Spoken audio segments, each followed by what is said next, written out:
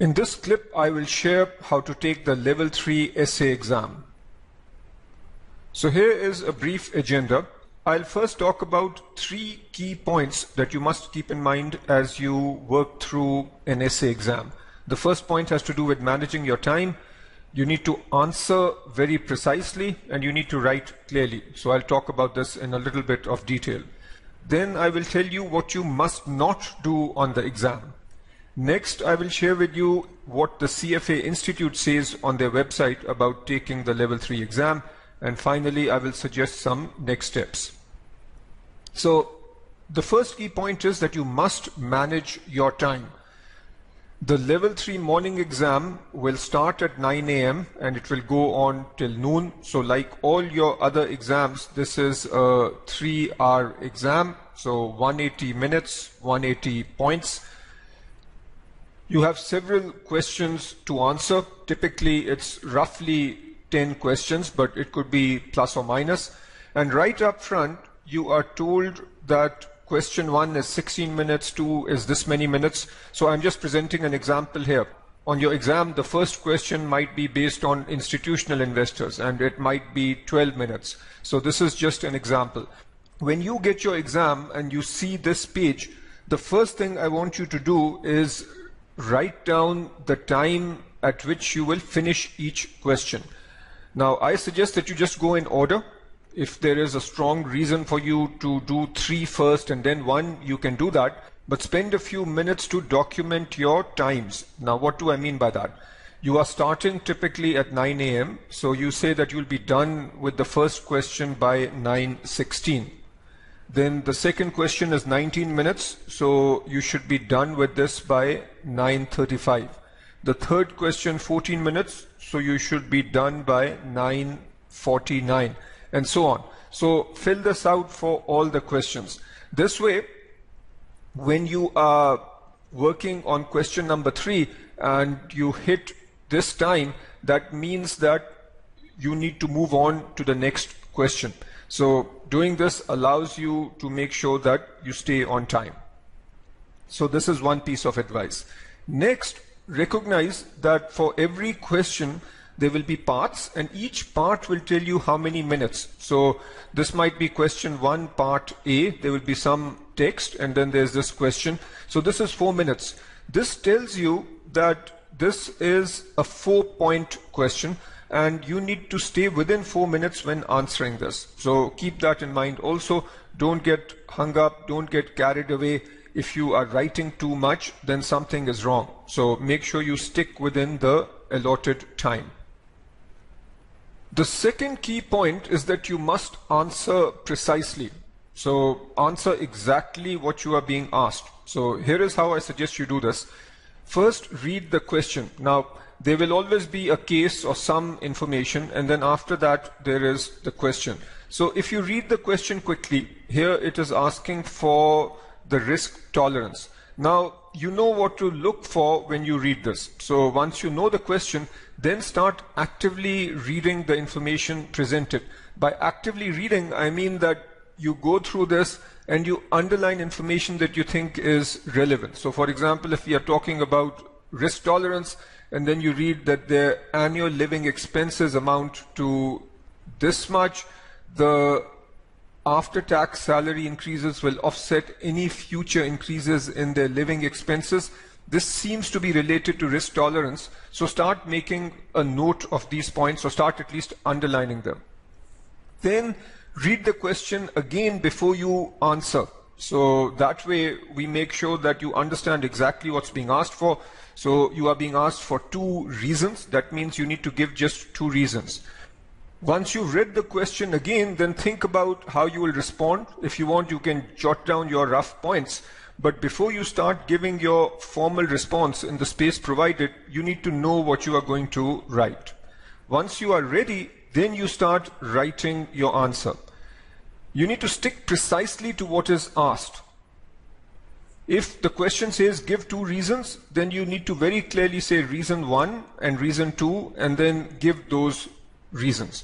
Follow instructions. So if the question says give your answer on page 3, then answer on page 3. If the question says give your answer in the template provided on page 4, then do just that. So you are answering the question and you are following instructions precisely.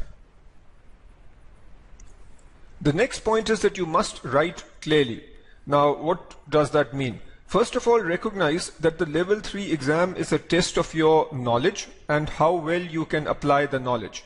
It is not a test of English grammar or spelling. Having said that, the examiner still needs to understand what you are saying. So what do you need to do? Your answers should be to the point. They need to be short, precise. Use bullet points. So if you are asked for 2 reasons, you can either give 2 bullet points or you can say 1 and 2. You can use well-known abbreviations. So you can say that if interest rates go up, then what happens? So well-known abbreviations like this can be used. If you are asked to show calculations, then do that. You should show your formulas and working, especially if the question says that you need to show your working. The point here is that even if you get the answer wrong, but you've given the formulas or you have shown your working, then chances are that you will get some partial credit. Write neatly. Now, this is not an English grammar test, but the examiner still needs to be able to understand what you are saying. I strongly recommend that you write big. So people who write very small letters, that is very annoying for an examiner or the grader. So write big, keep your sentences and your words well spaced. If you know your writing is hard to read and you can show your writing to other people and they can tell you whether they can easily read your writing or not. But if you are one of those people with terrible handwriting, then I would strongly recommend that you avoid cursive writing. Write in block letters, and remember, you don't need to write too much. So you need to just write what is asked. You are not graded on the quantity of information provided. You are graded purely on the quality of what you provide. Key point is that the grader should be able to easily read what you are writing. The CFA Institute says that you can use an HB pencil or a number 2 pencil, or you can use blue or black ink pens. Now, this is really up to you. Depends on what you are more comfortable doing. You can cancel or erase your work, but do so neatly. My recommendation is that if you write something that you want to change, then clearly just cut this out. You don't need to do business like that. So you just neatly cut out and then give your answer again. The CFA Institute will give you enough paper, so there will be way more space than you need. So you can write big, you can write neat, you can keep things spaced. If you need to cancel things out, you can neatly cancel out and then give your answer. But always think about your examiner. Your examiner or your grader needs to be able to clearly understand what you are trying to say. So those were the 3 points. You need to manage your time very carefully, answer precisely, write clearly, and notice that these 3 go together. If you are answering precisely and keeping your answers to the point, then it will be easier for you to manage your time. Having said that, over the years, I have noticed that several very smart students get out of the exam and then they complain that they could not finish their exam on time. And then they find out that they failed because the exam was not complete. So there are generally 2 reasons for leaving questions unanswered. When smart people or people who have studied very hard leave questions unanswered, that's because they have run out of time. Or if somebody hasn't studied enough and does not know the answer, they might leave it blank. But I strongly recommend that you don't leave anything blank. There is no negative marking, so you have to put something down. Now, the solution to this first problem, running out of time, is what we have talked about. Err on the side of writing less. So get your key points in and move on. And here, I strongly believe that if you think about how much you write or the time that you take and the marks that you get, there is diminishing returns. So once you get your key points in, you have most of your marks. Spending more time writing might give you just a marginal amount of benefit. So as long as you are good enough, that's great, just move on. You have to stay within the time limit provided. Now, if you manage to get done earlier, that's great. Then you can go back, review your work, and where you feel you can add a useful point, you can do that. But while you are making your first run through the paper, err on the side of writing less. Now, what about a situation where you are not sure of the answer? There, instead of leaving the paper blank, you must write the most sensible thing that you can think of. If you feel a given formula is relevant, just put that formula down. If any point comes to your mind that might be vaguely related to what's being asked, just put that down. But don't spend much time on that. Just put the first thought that comes to mind, write it down, and move on. Never ever leave a question blank.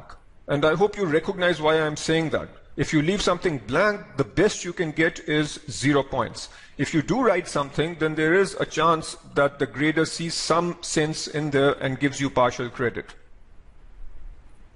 All right, now what you must not do. The first important point is that you must not write long-winded answers. And this is a particular problem for people who have studied very hard and know a lot, and they want to impress the examiner. Also, people who have spent a lot of time going over guideline answers released by CFA Institute, or people who've gone through practice problems and then read the solutions at the end, over there you will have noticed long answers.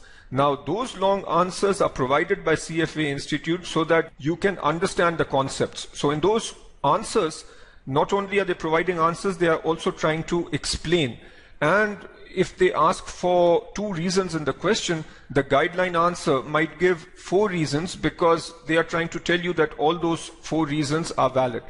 But the way the guideline answers are written are not a template for what you need to do. You must not write in general terms. So you need to answer the question precisely. If you make general remarks, that will just be a waste of time. The only time you could do this perhaps is if you have no clue and you want to quickly make a point and move on. You should never give more reasons than what is asked. All right, now on this slide I have simply reproduced material from the CFA Institute website. Many of these points I've talked about, but I think every level 3 candidate should read exactly what the CFA Institute is saying. So they are telling you to follow instructions, they are telling you to manage your time, you should keep your answers short, bullet points are acceptable. So all these are points that I've also made, but I think it's important that you read exactly what is being said. So read through this, notice that they say that short phrases and bullet points are fine, common abbreviations are fine. If you are not sure whether an abbreviation is commonly understood or not, then write it out. A good guideline here is that if you've seen certain abbreviations in the CFA Institute curriculum or in their guideline answers, then that means that it is good enough. All right, so now you have a high-level sense for how to deal with the essay exam. But to truly internalize the concepts that I am talking about, you have to actually work through questions. So here is what I recommend. Study the behavioral finance readings. So go through the curriculum, listen to the video lectures, do the examples and the practice problems. And then when you feel you are ready, attempt question 11 from the 2015 essay exam. So this is the actual CFA Institute essay exam. So follow the instructions, write this answer in the template which will be provided to you. Then read the guideline answer. This is the answer provided by the CFA Institute. But you will notice that that answer is fairly long, and that is not how you are supposed to write on the actual exam. After that, I want you to watch IFT's online explanation. So this is where I go over how you should be answering the question. In the IFT explanation, I actually write the answer as if I am a student taking the exam. After that, I want you to study the reading titled Managing Individual Investor Portfolios. This is one of the most important readings in the curriculum, and it is fairly long. After you are done with this reading and you have gone over the examples and practice problems in the curriculum, then attempt question 7 from the 2015 essay exam. And again, read the guideline answer, which is provided by CFA Institute, and then watch IFT's online explanation. By following this advice, you will get a sense for how to answer essay exam questions relatively early in your study process, and that will be extremely helpful. Also, I am alluding to these questions because they will be part of our free trial, and even if you don't purchase an IFT package, you can still benefit from these videos.